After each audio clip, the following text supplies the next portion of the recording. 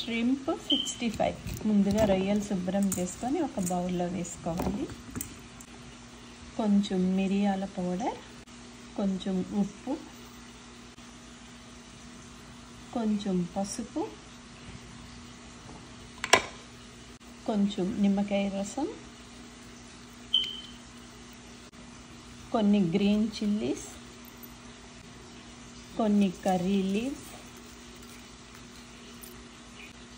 కొంచెం జీలకర్ర,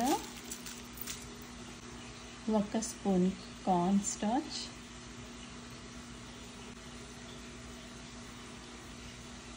1 spoon red chilli powder, 1 spoon garlic paste. ఇందులో జింజర్ వేయకూడదు అన్నమాట, అందుకని గార్లిక్ ఒక్కటే పేస్ట్ చేసి వేయాలి.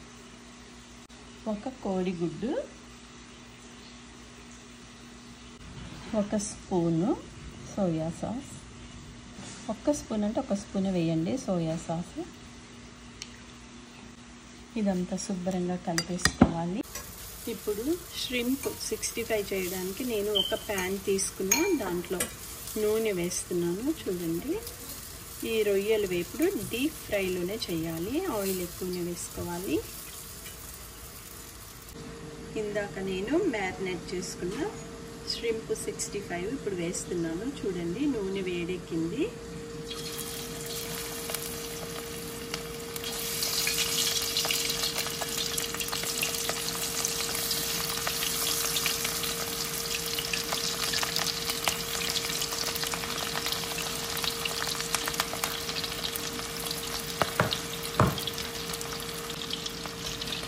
ఒకసారి కలుపుకోవాలి అన్నమాట, ఇట్లా వేగాలి.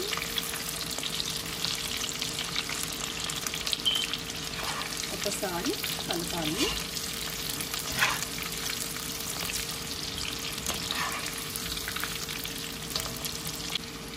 చూడండి, రొయ్యలన్నీ వేగిపోయాయి. ఇవి సపరేట్గా తీసి ఒక ప్లేట్లో వేసుకోవాలి అన్నమాట.